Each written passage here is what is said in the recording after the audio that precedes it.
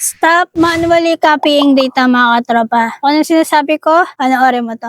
Sa mga tropa, di ba? Ang ginagawa natin dito, kunyari, maglalagay tayo dito ng product, tapos yung month, price, o unit price, tapos total. So, ang gagawin natin, dahil pareho lang siya ng data sa kabilang, dito sa mga sheets na yan, is ikakopy natin yan, then ipipaste dito, ipipaste dyan, tapos ipipaste dyan. Okay? So, tigilan nyo yan mga tropa.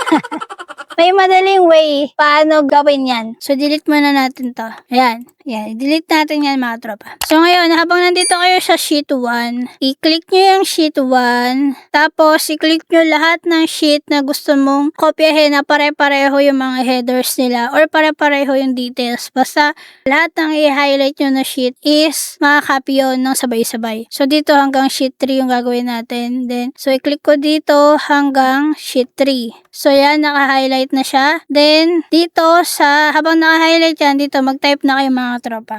So, product, then may, price, total. So, ayan mga tropa, no? So, pag sinilip nyo dito sa sheet 2, ayan siya.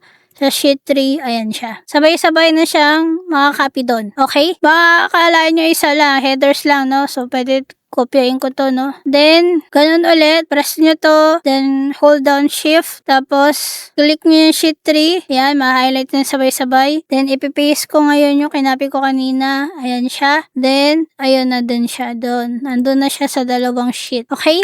So, ganyan lang mga trabas. Sana may natutunan ka. Like and subscribe. Thank you for watching.